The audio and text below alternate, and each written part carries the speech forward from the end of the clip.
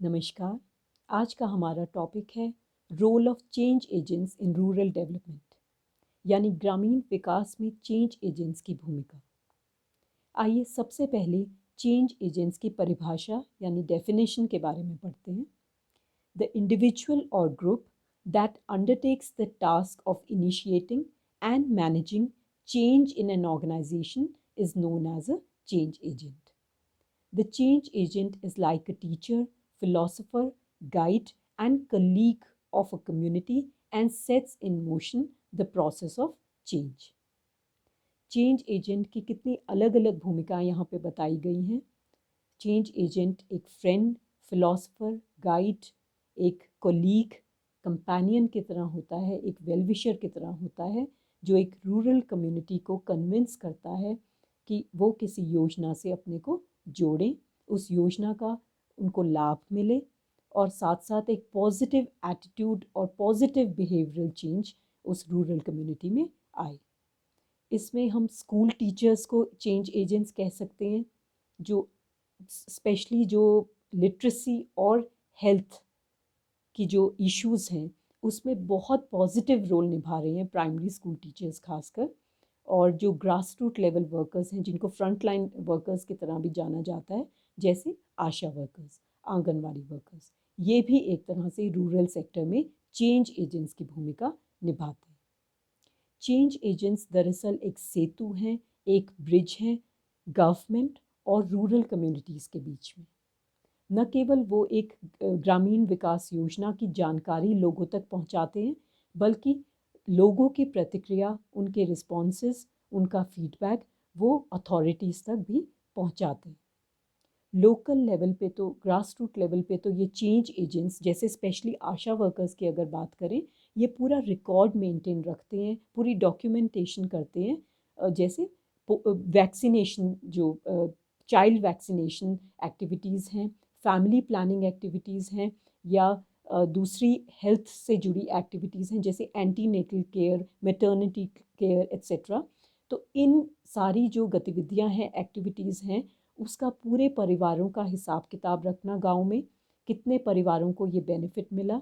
कौन कौन से वो परिवार हैं, पूरा उनका जो रिकॉर्ड मेंटेन करना, जिससे कल को अथॉरिटीज़ ये जान सकें कि वो योजना का लाभ कितने फैमिलीज़ को मिला है ग्रामीण इलाकों में, और कैसे संचालित हो रही है वो योजना, कितनी सफल हुई है, उसमें कौन सी मॉडिफिकेशंस लाने की ज़रूरत है ताकि और बेहतर ढंग से वो योजना चल सके। तो ग्रास रूट लेवल पे उसका पूरा जो रिकॉर्ड है वो, ये फर्स्ट हैंड रिकॉर्ड ये आशा वर्कर्स ही मेंटेन रखते हैं, जो प्राइमरी हेल्थ केयर सेंटर जो है वहाँ पे पूरा रिकॉर्ड मेंटेन होता है, जो आगे पास ऑन कर दिया जाता है अथॉरिटीज़ के पास। तो ये जो आशा वर्कर्स हैं या चेंज एजेंट्स हैं, दूसरे चेंज एजेंट्स हैं, ये लोगों का कॉन्फिडेंस है इनमें, जो रूरल कम्युनिटीज़ हैं वो इनको ट्रस्ट करते हैं, इनमें उनका फेथ है, क्योंकि ये एक तरह से उनके फ्रेंड्स हैं, हितैषी हैं, वेल विशर हैं। कोई योजना उनको किस हद तक प्रभावित कर सकती है, कैसे वो उसका लाभ उठा सकते हैं, कैसे उससे जुड़ सकते हैं, और कैसे डायरेक्टली इनडायरेक्टली आगे जाके उनकी लाइफ में हेल्थ वाइज या अदरवाइज उसका क्या लाभ होगा, बहुत इजी सिंपल शब्दों में एक फैमिली मेम्बर की तरह ये आशा वर्कर्स, ये चेंज एजेंट्स उन परिवारों को समझाते हैं उस योजना के बारे में। तो उनकी पार्टिसिपेशन इंश्योर कराना उस योजना में, ये भी चेंज एजेंट्स इसमें भी अपनी भूमिका निभाते हैं। तो दूसरे लफ्ज़ों में हम कह सकते हैं कि ये वो हितैषी हैं, ये वो वेल विशर हैं, जो परिवार को शिक्षा के प्रचार प्रसार और जो हेल्थ से जुड़ी योजनाएं हैं उनका डायरेक्ट बेनिफिट ये स्कूल टीचर्स, ये आशा वर्कर्स, आंगनवाड़ी वर्कर्स, ये लोगों तक उसका डायरेक्ट बेनिफिट रूरल एरियाज़ में पहुंचा रहे हैं। स्पेशली अगर आशा वर्कर्स की कंट्रीब्यूशन की बात करें एक चेंज एजेंट्स के तौर पे, तो उनका जो ये काम है चेंज लाने का, सोसाइटल चेंजेस लाने का, ये इतना इजी नहीं है। It involves lot of risk, बहुत ज़्यादा ऑपोजिशन का भी सामना करना पड़ता है, खासकर family planning activities rural areas में उनको अंजाम देना ये बहुत ज़्यादा इजी नहीं होता, क्योंकि कई इस तरह की जो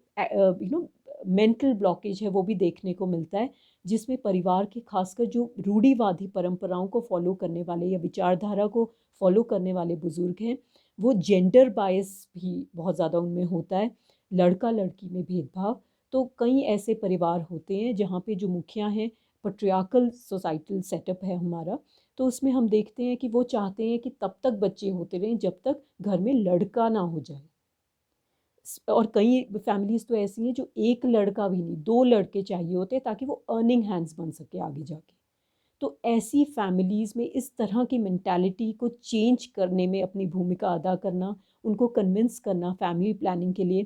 फैमिली प्लानिंग के जो एक्टिविटी है उसको करने के लिए स्पेशली जो कपल हैं वो डरे भी होते हैं, उनमें संकोच होता है, हेजिटेशन होता है, डर होता है कि कैसा प्रोसीजर होगा, क्या करना पड़ेगा, आगे जाके कैसी हेल्थ की दिक्कतें आएंगी। तो बहुत ही सिंपल लफ्ज़ों में एक बहुत परिवार के मेंबर की तरह ही उनको प्यार से कन्विंस करना, उसके सारे अच्छे प्रोस एंड कॉन्स के बारे में बेसिकली उनको बताना, उनका वो डर दूर करना, उनकी हेजिटेशन, उनका संकोच दूर करना और उनको कन्विंस करना उस परिवार को फैमिली प्लानिंग के लिए, ये चेंज एजेंट्स इसमें अपनी भूमिका निभाते हैं।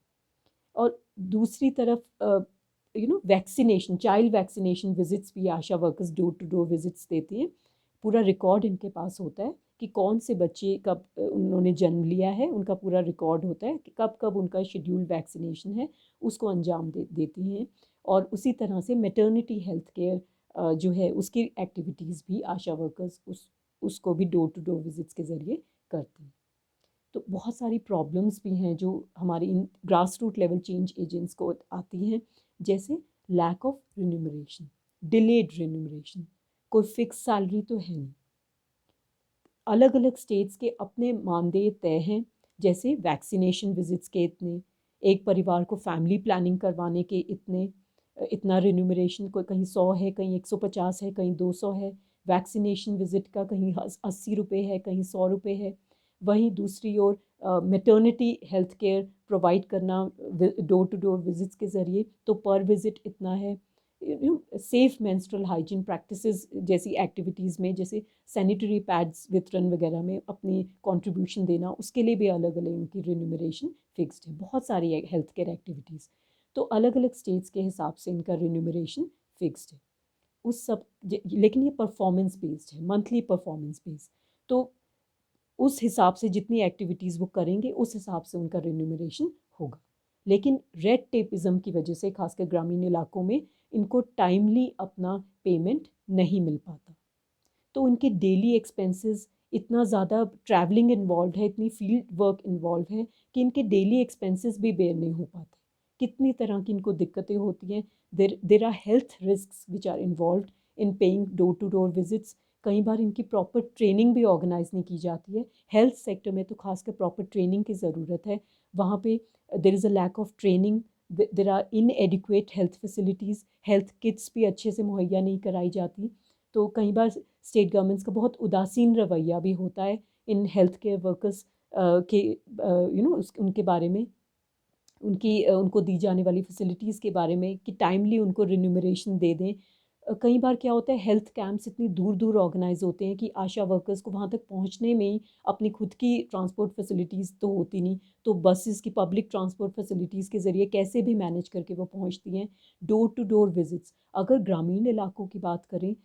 खासकर पहाड़ी इलाकों की, तो हम सभी जानते हैं एक घर अगर यहाँ है तो दूसरा घर दूर पहाड़ी में जाके होगा। तो ऐसे में किस तरह से वो डोर टू डोर विजिट्स करती हैं, उनका इतना ज़्यादा फील्ड वर्क इन्वॉल्व रहता है और इतना इनएडिक्वेट स्टाफ है, पूरा पूरा गांव कवर करना पड़ता है, तो कितना वर्क ओवरलोड है, इनएडिक्वेट स्टाफ तो है ही, प्लस रिन्यूमरेशन इतना डिलेड होता है। तो ऐसे में मोटिवेशन की कमी कहीं ना कहीं देखने को, ऐसे केसेस भी देखने को मिलते हैं। तो गवर्नमेंट की ओर से जो है खासकर in change agents, grass root level miracle agents जो हैं, जो पॉजिटिव चेंज ला रहे हैं हेल्थ वाइज, एजुकेशन वाइज और दूसरी अलग अलग तरह से, इनकी इन जो अलग अलग प्रॉब्लम्स हैं, चैलेंजेस ये फेस कर रहे हैं, उसकी ओर भी कारगर कदम उठाने की सरकार को बहुत ज़रूरत है, क्योंकि चेंज एजेंट्स को भी प्रॉपर मोटिवेशन की ज़रूरत पड़ती है, प्रॉपर फैसिलिटीज़ की ज़रूरत पड़ती है, ताकि वो अच्छा पॉजिटिव चेंज लाने में लगातार अपने प्रयास कर सकें।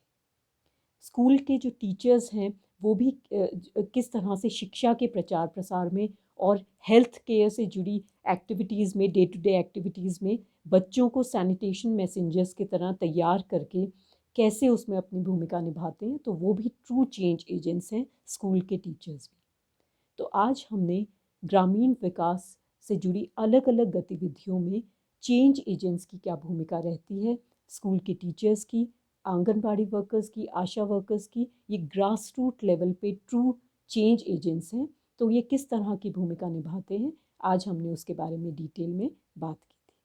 आज के लिए इतना ही। Thank you.